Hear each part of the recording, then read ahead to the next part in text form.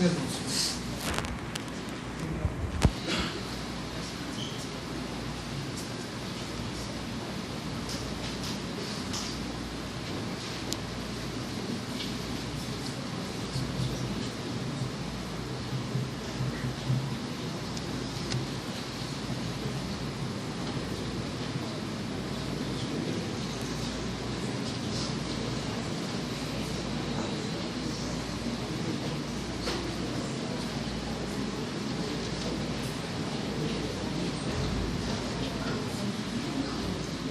Perdão, senhor, está correto.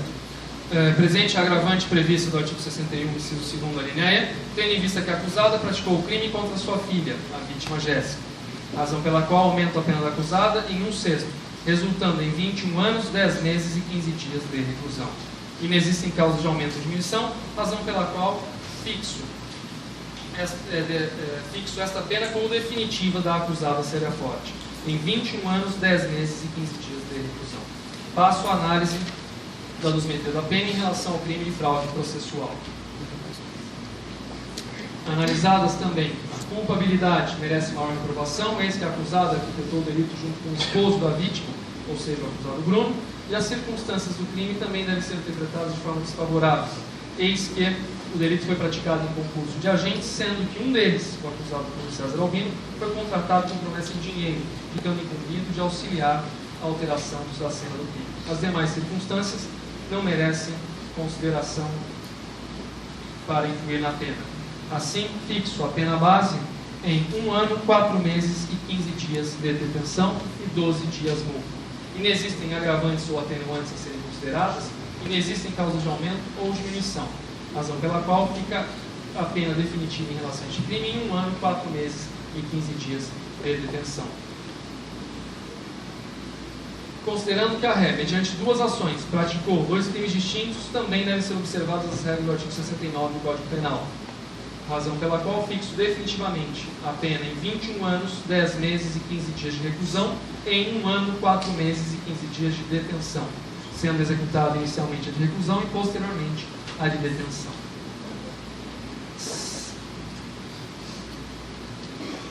Conforme o entendimento jurisprudencial, as penas devem ser somadas para fins de fixação do regime inicial. Assim, a pena a ser considerada é a de 23 anos e 3 meses. No entanto, tendo em vista que a ré permaneceu preso cautelamente durante 3 anos, 9 meses e 15 dias, aplica-se o disposto no artigo 387, parágrafo 2º do Código de Processo Penal, devendo apenas a ser considerada para fins de fixação do regime ser a de 19 anos, 5 meses e 15 dias. Razão pela qual, nos termos do artigo 59 e 33, parágrafo 2º alineado do Código Penal, estabeleça o regime fechado para o início do cumprimento da pena. Incabível substituição é a suspensão da pena por vedação dos artigos 44, inciso 1º e 77, ambos do Código Penal, diante da quantidade da pena aplicada, bem como em razão do crime ser praticado mediante violência contra a pessoa. Entendo também que encontro os presentes motivos para manter a prisão cautelar da ré em face da gravidade do crime, em razão do fato de ter permanecido custodiada cautelarmente até este momento. E agora, a comprovação de sentença a ser cumprida em regime fechado, maior motivo existe para a manutenção de sua prisão, conforme a jurisprudência dominante, bem como a fundamentação exposta nessa sentença. Passo à análise da dosimetria em relação ao acusado Bruno César Albino, do crime de homicídio. Analisando as circunstâncias judiciais, verifico que a culpabilidade também merece reprovação acima do normal, eis que o mesmo participou do delito, mesmo tendo ciência de que o acusado Bruno José da Costa praticaria o delito contra sua própria esposa. Ainda verifica-se que o acusado Bruno César Albino tinha plena ciência de que o crime ocorreria durante a madrugada, o que também revela uma gravidade maior, haja vista a menor vigilância do local e movimentação de pessoas na rua, garantindo o sucesso do delito e a impossibilidade de defesa da vítima. Os motivos também merecem especial consideração, eis que o réu o praticou mediante promessa de recompensa. As demais circunstâncias,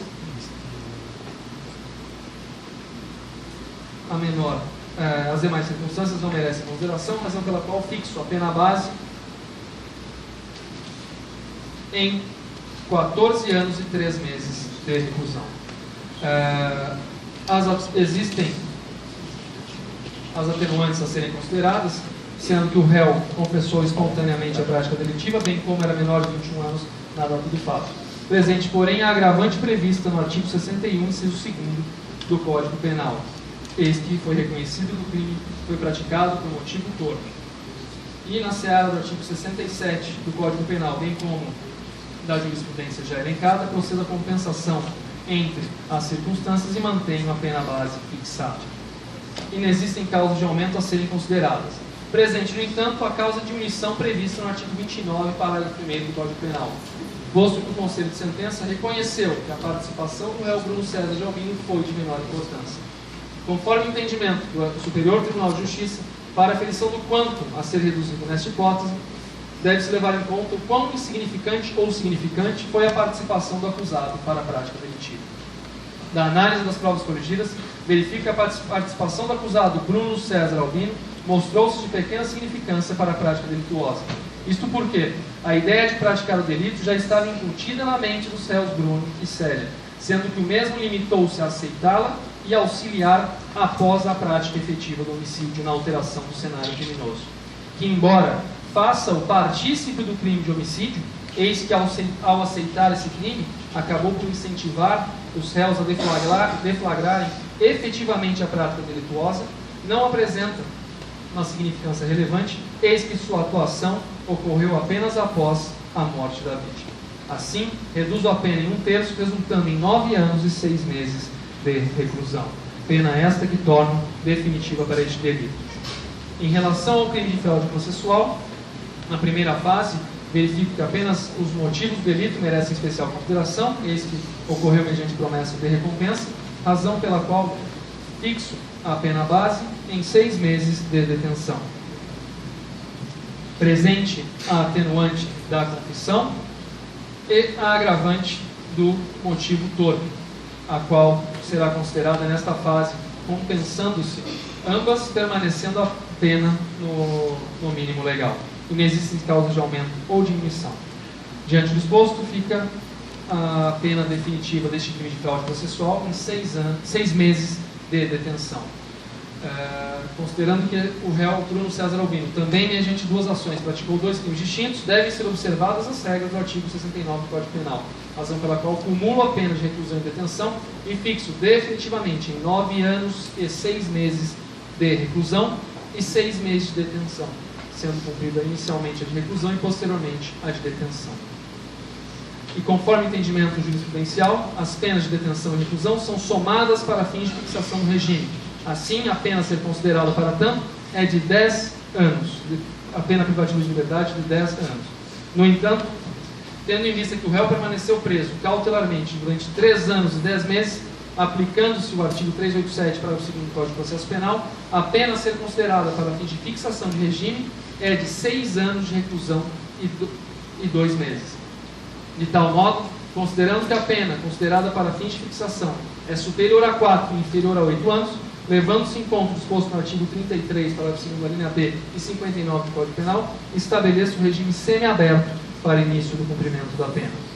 Incabível a substituição e a suspensão da pena por vedação dos artigos 44, 1º e 77 caput, ambos do Código Penal, diante da quantidade de pena aplicada, bem como em razão do crime ser praticado mediante violência contra a pessoa. Em específico e em relação ao réu Bruno César Albino, concedo ao mesmo direito de apelar em liberdade. Eis que foi aplicada a pena a ser cumprida inicialmente em regime semiaberto, a qual deverá ser harmonizada ante a falta de vagas para este regime no sistema prisional desse Estado, e da impossibilidade de se manter o sentenciado no regime fechado, conforme jurisprudência dominante. Com o trânsito em julgado da sentença, lancem-se o nome dos réus no rol dos culpados, procedam-se as comunicações necessárias, custas pelo condenado. Cumpra-se o Código de Normas da Igreja e Corregedoria Geral de Justiça. Decisão publicada hoje, neste plenário do Tribunal do Júri, às 21h40, saindo os presentes dela intimados. Registre-se e comunique-se.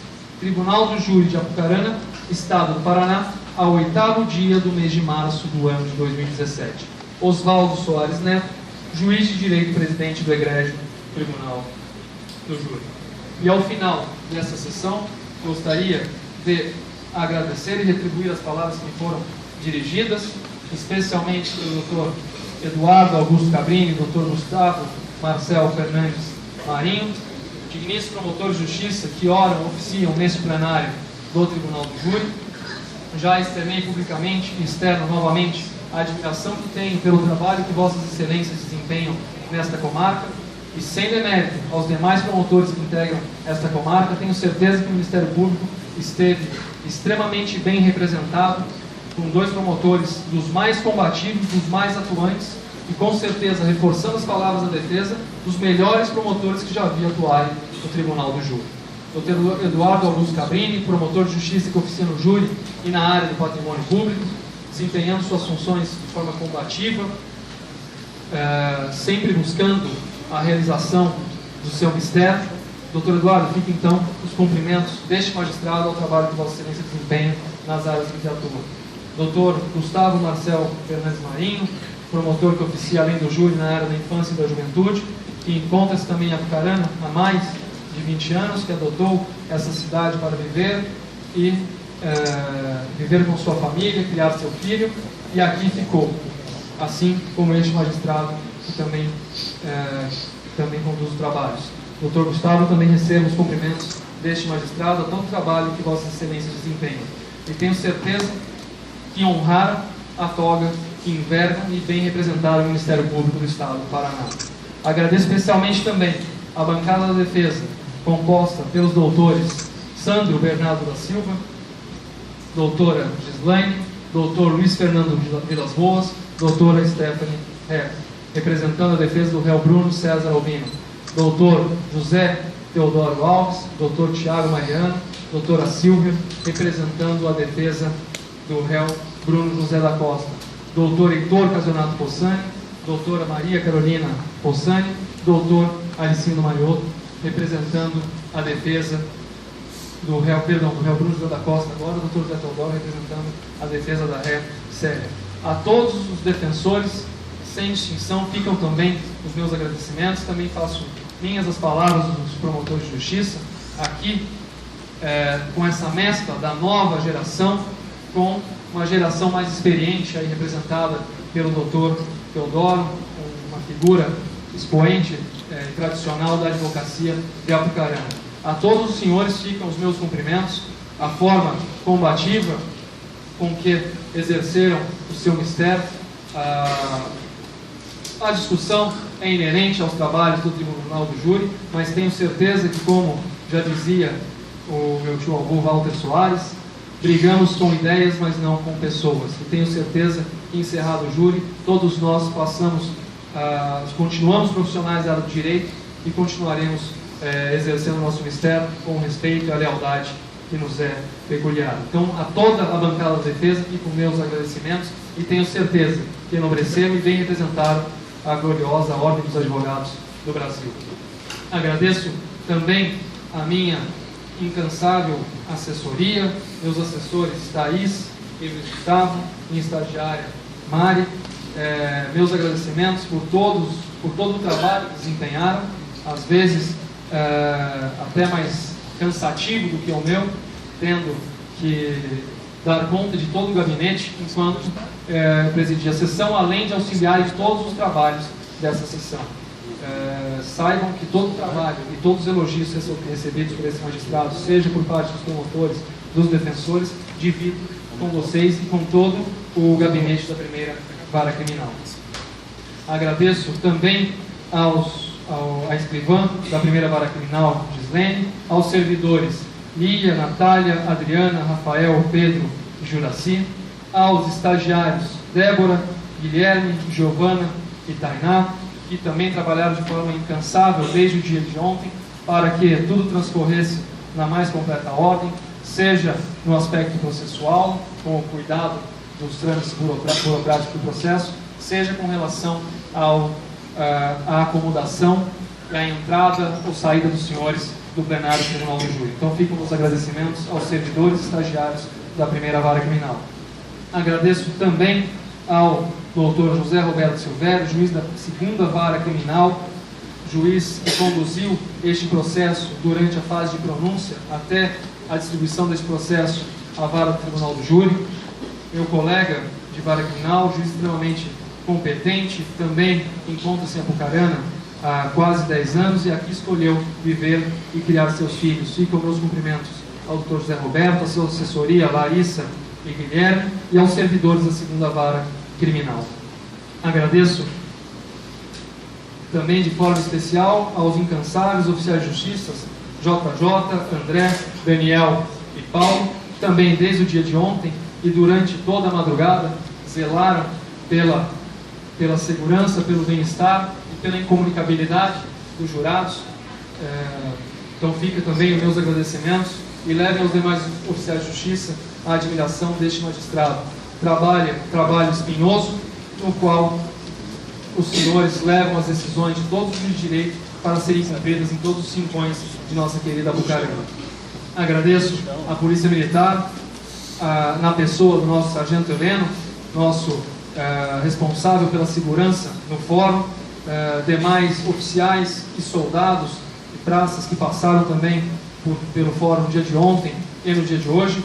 Leve ao nosso tenente-coronel os agradecimentos deste magistrado, ao sargento Almir, que comanda a Rotan, que também desempenha papel importante na escolta dos réus e na segurança deste plenário. Fico os meus agradecimentos também, sargento, e estendo a toda a sua equipe da Rotan do nosso batalhão aqui de Apucarana.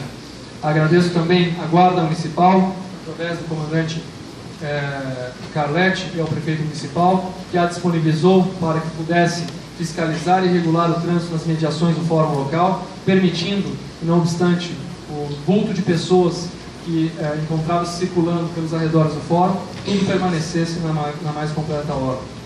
Agradeço aos servidores também públicos do DEPEN, que fazem a escolta do réu, ao Dr. Janto Voz, delegado da 17ª Divisão Policial, e investigadores de polícia, Roberto e Devani também que aqui compareceram, e demais investigadores, as meninas da Copa, na pessoa da Vanessa, secretária da direção do fórum, aos meninos da manutenção do fórum, Kiko e Carlos, a todos os vigilantes também do fórum local, na pessoa do vigilante Everson, Miguel, Adão, entre outros.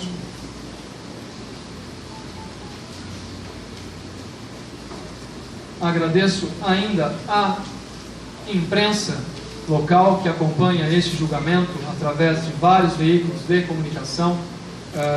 Ao menos 20 veículos de comunicação foram credenciados para acompanhar o julgamento, além de vários outros também que aqui compareceram. A imprensa, como costumo dizer, olhos, ouvidos e boca da sociedade, levando a sociedade